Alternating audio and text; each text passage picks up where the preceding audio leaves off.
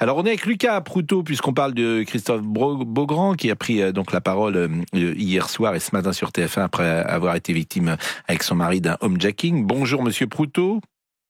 Bonjour Pascal. Vous êtes fondateur de Califorce, expert en sécurité. Comment protéger son habitation? Que faire en cas d'intrusion de la présence des cambrioleurs? Alors moi j'ai envie de vous dire, si par exemple je veux protéger ma chambre, par exemple, je veux mettre une porte blindée. Alors évidemment ça me paraît curieux, une porte blindée, une porte d'un coffre, mais comme ça si les gens rentrent dans ma maison ou dans mon appartement, au moins ils rentreront pas dans ma chambre. Est-ce que je peux le faire? Tout à fait. Ça fait partie d'ailleurs des conseils qu'on donne pour ceux qui peuvent se le permettre. C'est donc de compartimenter, la maison.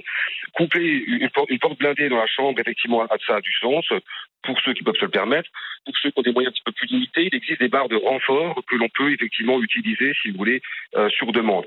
L'idée, bien évidemment, c'est d'être informé qu'il y a une intrusion le plus tôt possible, que ce soit par la détection extérieure, par la présence de spots, de lumière, etc., d'éventuelles caméras, d'avoir la possibilité de réagir dans le même principe que l'incendie, si vous voulez, c'est de mettre en place des procédures en cas d'intrusion, de savoir exactement ce qu'on a à faire au moment venu. Vous voyez, effectivement, donc pour vous répondre, la porte blindée est une excellente idée. Combien ça coûte une porte blindée? Une porte blindée, si vous voulez, si on va avoir quelque chose de qualité, on va dire acceptable, ça commence de l'ordre de 3 000 € jusqu'à 6 000. En fait, si vous voulez, une porte blindée, vous achetez simplement du temps. C'est-à-dire une porte blindée, entrée de gamme, ça s'ouvre en 5 minutes. Une autre gamme, ça s'ouvre en une quinzaine de minutes, si vous voulez. Mais bon, généralement, les gens qui sont là, si vous avez, par exemple, vous habitez, par exemple, dans un appartement qui n'est pas isolé, donc vous avez ou même une maison qui n'est pas isolée, si vous avez une porte blindée et une alarme XXL qui réveille tout le quartier, je pense que les jeunes gens qui sont dans la maison, ils n'ont pas envie de rester longtemps.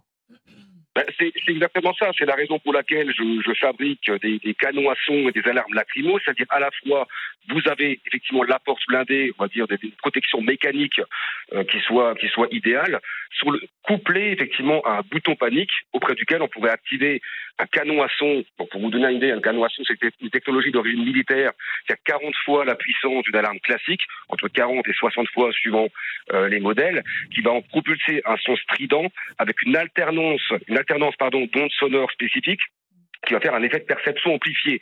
Donc, si vous voulez, c'est le couplage d'une résistance mécanique qui le dissuade, couplé à un système de protection actif, que ce soit canon à son ou alors éventuellement alarme lacrymogène. Canon à son, alors canon à son, donc ça, comment ça s'active, un canon à son? Vous êtes dans votre chambre, par exemple, et c'est vous qui l'activez? Absolument. Ça peut s'activer avec un système d'alarme classique si vous êtes absent, avec un détecteur de mouvement, d'ouverture de porte, etc. Par contre, si vous avez un bouton panique, c'est en format enceinte, donc ça ressemble à une enceinte en fait classique de chez Nichi. Vous appuyez sur le bouton panique et immédiatement ça propulse un son strident dans la pièce. Et l'avantage, c'est que ce son strident, ces ondes sonores ne traversent pas les murs ni les portes. Vous voyez, ce qui fait que du coup, ça permet de neutraliser, de mettre en fuite les agresseurs sans vous-même être exposé, si vous voulez, aux fréquences. Tout simplement. Donc, si vous voulez, c'est le couplage des deux. Malheureusement, vous parlez aussi de portes. Malheureusement, ce que je constate aussi sur le terrain, c'est qu'il y a aussi beaucoup de homejacking sous fausse qualité, par ruse. Donc, effectivement, le problème, c'est qu'on peut très bien avoir une très bonne porte, mais si quelqu'un sonne à la porte et se fait passer pour le voisin, pour le livreur, oui. Malheureusement, les gens sont rapidement mis sous contrainte. Donc là, ça demande effectivement d'autres protocoles. Bon, évidemment, on sait, est-ce qu'on a des statistiques pour savoir si c'est davantage les maisons ou les appartements qui sont attaqués ou en homejacking? En tout cas, homejacking, ça veut dire que les gens sont à l'intérieur. C'est pas du tout la même chose que...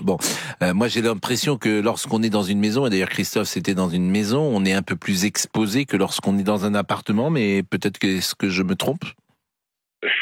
Non, vous vous trompez pas spécialement. Il n'y a pas spécialement de statistiques officielles. C'est plutôt en termes de catégories socio-professionnelles. C'est-à-dire que le homejacking concerne avant tout les chefs d'entreprise et les personnes âgées, vous voyez.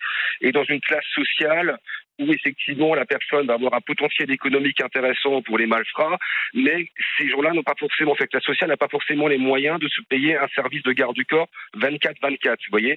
Donc c'est cette tranche là qui est intéressante pour les malfrats, mais qui n'est pas spécialement mieux protégée que monsieur ou madame tout le monde, vous voyez.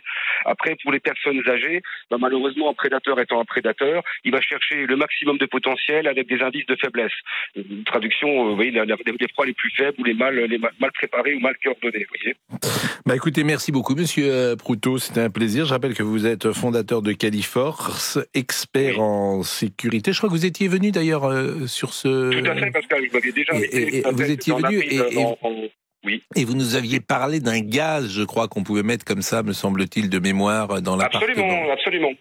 Absolument, tout à fait. De la fumée, exactement, de la fumée qui peut être... Du gaz anti-agression, c'est-à-dire que ce sont les mêmes gazeuses, ce sont des alarmes lacrymo, ça s'appelle Califorce, ce sont les mêmes gazeuses qui sont utilisées par des femmes et des commerçants pour pouvoir se défendre dans la rue. Là, vous prenez l'exemple, par exemple, de l'animateur dont nous parlons.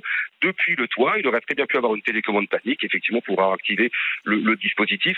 Bien évidemment, si son mari n'avait pas été mis sous contrainte, l'idée, c'est de pouvoir riposter. Mon enjeu, à moi, que je propose, c'est de pouvoir riposter sans faire face aux agresseurs.